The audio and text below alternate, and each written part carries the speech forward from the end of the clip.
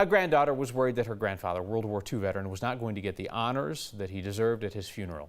Yet over the weekend, after the story aired here, she says strangers showed up to give him more than she could ever hope for.